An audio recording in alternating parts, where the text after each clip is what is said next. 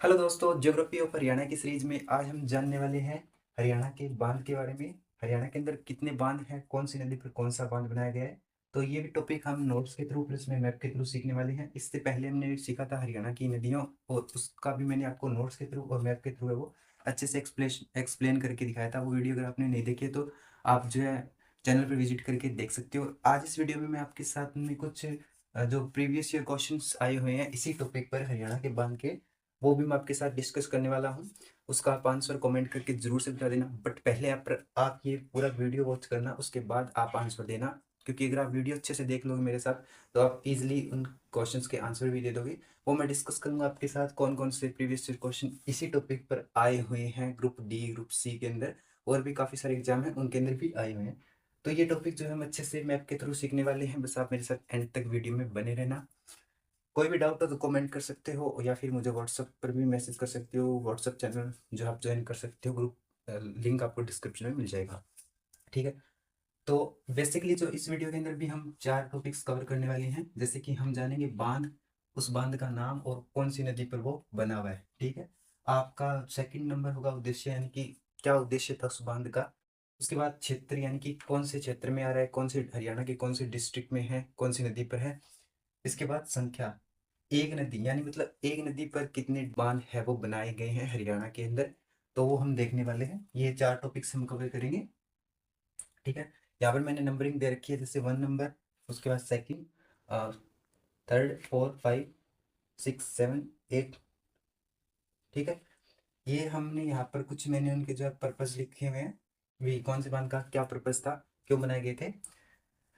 तो जैसे कि नंबर 1 से स्टार्ट करते हैं, तो ओटू बांध आपका है वो सिरसा के अंदर आ जाता है और घग्गर नदी पर ये बनाया गया है। ठीक है। ये घग्गर नदी पर आपका ओटू जो बांध है वो बनाया गया है, सिरसा के अंदर है। और ओटू बांध के जो पीछे आप देखोगे, जब ओटू बांध है उसके पीछे जो जल इकट्ठा होता है उसको कहते हैं धनूर झील या ओटो झील। ठीक है। ओटो बांध के पीछे जो जल इकट्ठा किया जाता है, बांध बनाते हैं तो जब जल इकट्ठा हो जाता है पीछे, तो उसको हम कहते हैं ओटो झील, इसी के नाम पर। या फिर धनूर झील भी कहते हैं। धनूर झील जो है वो धनूर विलेज पर रखा गया है, जो कि आपका ओट्टू जो डैम है उसके पास ही धनूर विलेज भी है। ये भी हमने पिछली वीडियो से, जो है हरियाणा की नदियाँ, उससे पहली वीडियो के अंदर हमने झीलों के बारे में वो भी जान लिया था। वो वीडियो भी देख लेना। उस पर ट्रिक के थ्रू मैंने आपको जितनी भी हरियाणा के अंदर झील है वो ट्रिक के थ्रू समझाई है। आप कभी नहीं भूलोगे, ट्रिक के थ्रू आप याद कर लोगे। और साथ में मैंने उस वीडियो के अंदर जो झील आपकी हरियाणा के अंदर किस डिस्ट्रिक्ट के अंदर, वो डिस्ट्रिक्ट की भी ट्रिक मैंने उसी झील के अंदर ऐड कर दी है, जिससे कि आपको ट्रिक भी, झील भी याद हो जाएगी और कौन से डिस्ट्रिक्ट के अंदर कौन से एरिया के अंदर वो भी वहां से याद हो जाएगी। तो ये आपका हो गया ऑटोबान। ऑटोबान जो इसकी लंबाई देखोगे आप, तो इसकी लंबाई 260 मीटर लंबा है ये, 260 मीटर लंबा है ऑटो डैम आपका। ठीक है। इसका पर्पज क्या था, इसका पर्पज था राजस्थान व हरियाणा में सिंचाई करना। ठीक है। राजस्थान जो आपका, राजस्थान का जो उत्तरी एरिया है ये वाला, जिसके अंदर आपका श्री गंगानगर, हनुमानगढ़ का, ठीक है, बीकानेर, तो इनको सिंचाई, मतलब उत्तरी राजस्थान को सिंचाई, और हरियाणा में जो आपका ये सिरसा का एरिया है, फतेहाबाद हिसार का, इसमें सिंचाई के पर्पज से ये बनाया गया था डैम सिरसा के अंदर, ऑटो डैम। लंबाई इसकी 260 मीटर है, बट इतना आता नहीं है एग्जाम के अंदर। ये कौन सी नदी पर है, कहाँ है, बस इतना ही पूछा जाएगा। इसका पर्पज ये भी नहीं पूछा जाता, लेकिन हम थोड़ा एक्स्ट्रा हम सीखने वाले हैं। क्षेत्र की बात करें तो कौन से आपके डिस्ट्रिक्ट के अंदर आ गया, ये सिरसा डिस्ट्रिक्ट के अंदर आ गया आपका। और संख्या की बात करें तो आपका सिर्फ ऑटो डैम है वो, अभी सिर्फ घग्गर नदी पर एक ही आपका डैम है जो कि है ऑटो डैम। सिर्फ घग्गर नदी पर आपका एक ही डैम है, ऑटो डैम। ठीक है। अभी जो है आप देखोगे तो यहाँ पर अभी 8 डैम है वो बनाए जाएंगे, यानी कि टोटल जो है घग्गर नदी पर 8 डैम बनाए जाएंगे, जिसमें से कि आपका एक डैम, 2 ऑटो डैम हो गया। इसके अलावा 7 डैम और बनाए जाएंगे, जो कि छोटे छोटे डैम होंगे, जो कि अभी उसका प्रस्तावित किए गई है वो बनाए जाएंगे ऑटो इसी आपकी घग्गर नदी पर। और पर्पज सेम रहेगा, एक तो बाढ़ को नियंत्रित करना, क्योंकि आपको पता है घग्गर नदी पर सबसे ज्यादा बाढ़ आती है हरियाणा के अंदर, और इसको जो है हरियाणा का शोक भी कहा जाता है। तो इसका पर्पज तो एक तो होगा, आपको मेन पर्पज तो है वो बाढ़ को नियंत्रण करना, और इसके साथ साथ सिंचाई का जल है उपलब्ध करवाना। तो ये अभी 7 जो है वो, जैसे कि आपका छामला, दीवान वाला, ये कुछ डैम है वो अभी बनाए जाएंगे आपके इसी नदी पर। यहाँ पर अगर आप देखोगे तो एक डैम आपका झाझरा जो नदी है, जो कि आपकी घग्गर नदी की सहायक नदी है झाझरा। झाझरा नदी पर जो है एक बांध बनाया गया है, कौशल्या बांध। ठीक है, इसको कौशल्या बांध कहते हैं और ये कालका के दक्षिण में है और पंचकुला के उत्तर में है। यहाँ अगर आप देखोगे तो आपका कालका आ जाता है, यहाँ अगर आप देखोगे पंचकुला आ जाता है। पंचकुला के उत्तर में, कालका के दक्षिण में, झाझरा नदी पर पंचकुला के अंदर ये डैम बनाया गया है। इसका दूसरा नाम आप देखोगे तो इसको कौसांग बांध भी कहते हैं। कौशल्या बांध और कौसांग बांध भी इसको कहा जाता है। इसका अगर आप लेंथ देखते हो, लंबाई, तो ये 700 मीटर लंबा है और 34 मीटर इसकी हाइट है। 700 मीटर ये आपका लंबा है और 34 मीटर ये ऊंचा है। ये हो गया आपका कौशल्या बांध। नंबर 2, इसका अगर आप पर्पस देखते हो तो पर्पस इसका जो है बाढ़ पर नियंत्रण करना और जो पीने के जल की व्यवस्था करवाना इसका पर्पस था। कौशल्या डैम का बाढ़ पर नियंत्रण करना और आपके पीने की जल की व्यवस्था करवाना, ये इसका पर्पस था। एरिया की बात कर लेते हैं तो ये आपका पंचकुला केंद्र आ गया और सिर्फ एक डैम ही आपका कौशल्या जो है आपका झाझरा नदी पर बनाया गया है। इसके बाद अगर आप देखोगे 3 नंबर आपका आ जाता है निकुंज बैराज, जो कि आपका यमुनानगर के अंदर आता है। क्षेत्र की बात करें तो ये आपका यमुनानगर के अंदर आता है। नदी की बात करें तो आपका यमुना नदी पर आता है। और इसी जो हथनीकुंड बैराज है ना, इसको कंक्रीट, सबसे बड़ा कंक्रीट बांध उसको कहते हैं। कंक्रीट से बना हुआ सबसे बड़ा बांध है आपका हथनीकुंड बैराज, हरियाणा के अंदर। ठीक है, इस पे भी प्रश्न बना हुआ है कि कंक्रीट से बना हुआ बांध कौन सा है। ठीक है, तो ये आपका हथनीकुंड बैराज है, जो कि सबसे बड़ा बांध है, कंक्रीट से बना हुआ बांध है आपका ये। यमुनानगर इसका एरिया आ गया, क्षेत्र। और ये आपका यमुना नदी पर आ गया।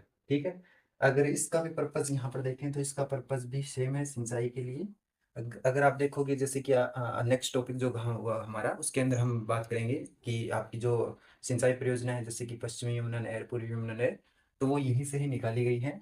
पश्चिमी यमुना नहर जो कि आपकी सिंचाई के पर्पज से बनाई गई है और सबसे बड़ी नहर है हरियाणा में, तो वो यहीं से निकाली गई है।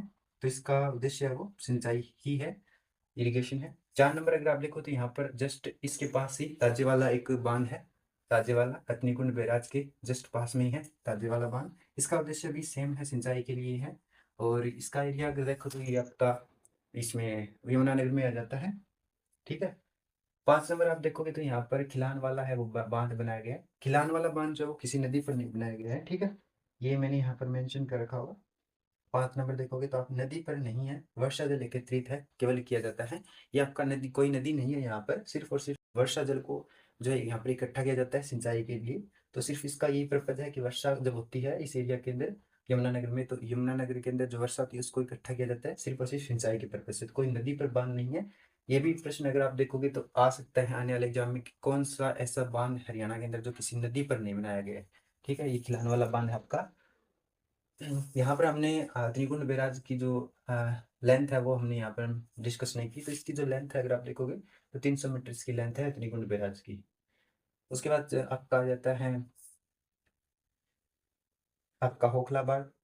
ये ओखला जो बैराज है या ओखला बांध जो आपका, ये आपका है दिल्ली में और यमुना नदी पर ही है, दिल्ली के अंदर है। यहीं से आपकी गुड़गांव नहर है वो निकाली गई है। ओखला बैराज से गुड़गांव नहर आपकी निकलती है। उसके बाद ये आपका 6 नंबर है वो है, इसका लेंथ देख लेते हैं। 700 मीटर इसकी लेंथ है ओखला बैराज की। और 6 नंबर अगर आप देखो तो इसको अनंगपाल बांध, ये आपका फरीदाबाद में सूरज कुंड जो आपकी झील है उसके पास में ही आपका अनंगपाल बांध। और ये तोमर जो राजा था अनंगपाल, उसके द्वारा बनाया गया था।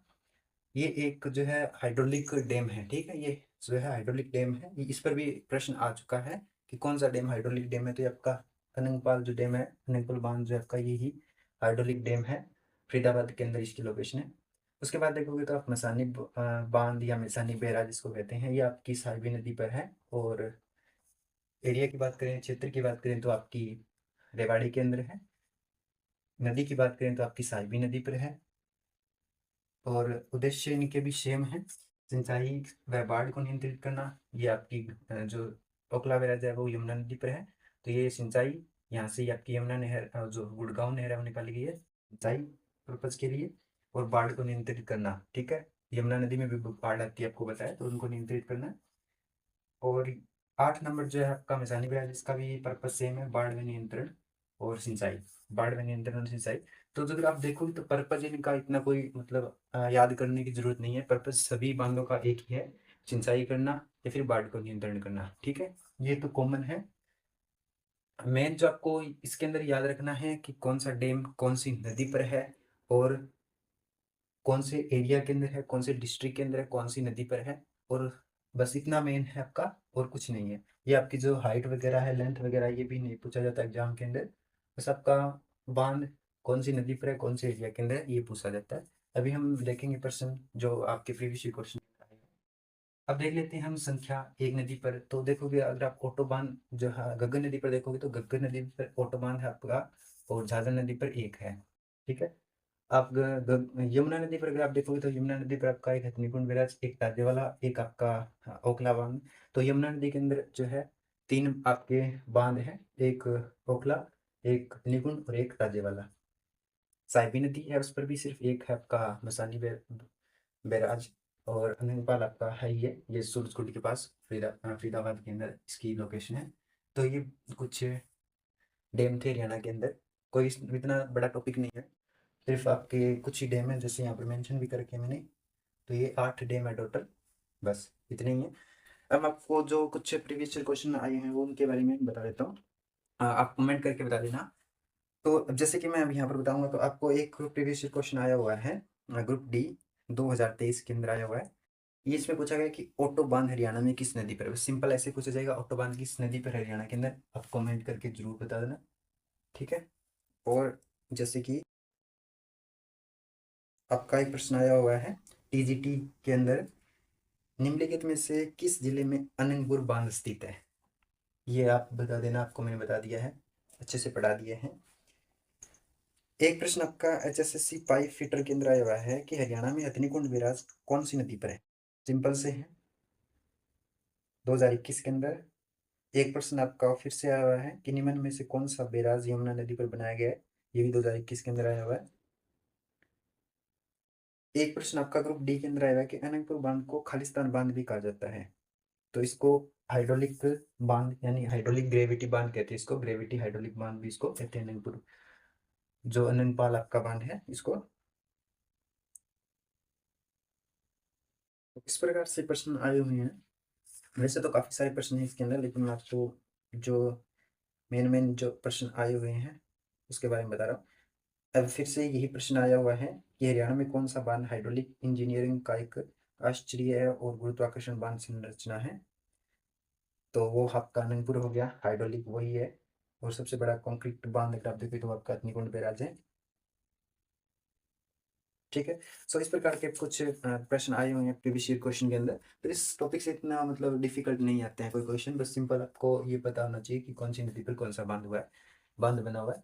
और नदियां भी आपको याद होनी चाहिए, वो आप जो मेरा लास्ट वीडियो है वो चैनल पर डाला हुआ है, देख सकते हो। सो इस प्रकार से आपको ये जो है वो याद करने हैं। आप इस प्रकार से मैप बनाकर उसके अंदर लोकेट कर सकते हो कौन सा बांध कौन सी नदी पर है, इस प्रकार से, और कौन से डिस्ट्रिक्ट के अंदर है। बस ये कर लेते हो तो कोई दिक्कत नहीं है, बस मैप के थ्रू। बाकी उद्देश्य वगैरह तो इनके पर्पज वगैरह सेम थे। ठीक है। तो हमारा जो नेक्स्ट टॉपिक अब रहने वाला है वो रहेगा हमारा सिंचाई की योजना।